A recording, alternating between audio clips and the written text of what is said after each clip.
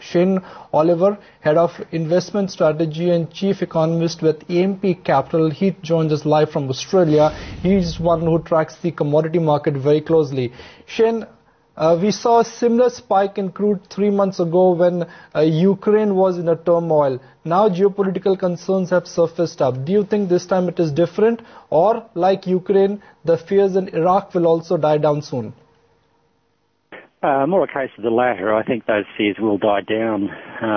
It might take a little bit longer this time because Iraq, of course, is in the middle of the Middle East and is a producer of oil to a much greater degree than Ukraine was, and so therefore the threat is greater. But at the end of the day, I think we've seen lots of flare-ups in the Middle East, and invariably you see a standard reaction. Markets initially sell off as the oil price surges. Then after a while it becomes clear that OPEC has sufficient spare capacity to fill the breach, and things go back to normal. I think we'll see the same this time again. Shane, what does it mean for markets like India, which are so heavily dependent on oil? Well, quite clearly, a surge in the oil price is negative for oil-consuming countries like India, and therefore it wouldn't surprise me if we see a soft market in the Indian share market today. But by the same token, I guess it depends on how far it goes, and it is worth noting that with the surge of shale oil production in the US, that you can make an argument that the world's a little less dependent on the Middle East than it used to be.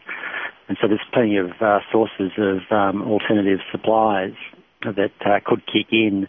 So I think, yes, there is a short-term threat there to the Indian share market as oil prices surge, but I expect that it's just that. I don't think the situation in Iraq will deteriorate in a way that it sort of threatens, in a fundamental sense, global oil supplies or the global economic recovery. Shane, the world has discovered shale gas. Iraq is not a big player in the oil market. So for the moment, yes, oil markets are reacting to geopolitical concerns. Typically, markets in the short term, they always overreact, so oil market has overreacted. But do you think it's time to do a reality check and assess the importance of Iraq rather than getting worried about it?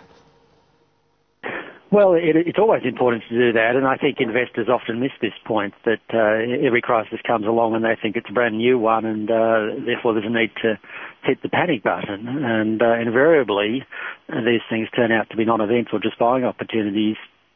If you think about the last 9 months or so, late last year there was big concern about Syria, that the US and others would intervene in Syria and that would result in a broader conflict in the Middle East. And of course that situation died away as quickly as it arose. Then we had Ukraine, a lot of concern earlier this year, and quite sharp falls in share markets around the time.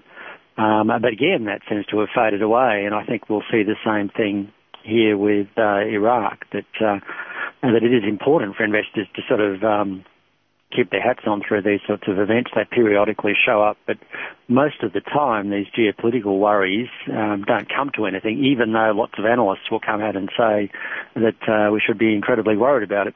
Most of the time they turn out to be non-events. I mean, just think of the last few years, lots of times Korea has looks like it's on the brink. Conflict between North and South Korea, again, faded away. Conflicts with Japan and China. All these sorts of things flare up periodically, but most of the time they just present buying opportunities for investors rather than reasons to panic. Shane, what's the view then on China? Does it seem like it could be on a path to some economic recovery, given the kind of data flow we've seen from China's economy?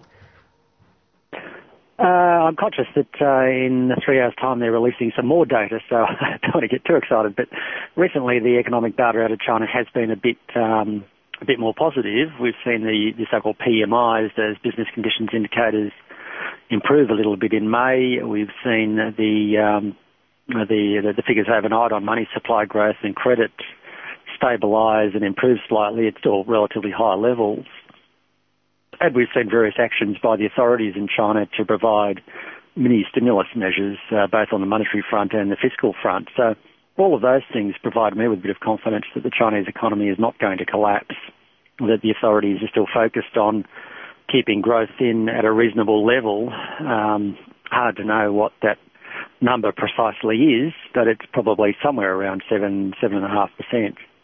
And I think that in time, once investors realise that that's going to be the case, then investors will grow more comfortable with the Chinese share market, particularly given how cheaply it is. It's trading on single-digit PEs, and its banks are trading on lower price-to-book value ratios than banks in peripheral or troubled European countries. So I think there's a lot of opportunities in the Chinese share market, given the way valuations are so low.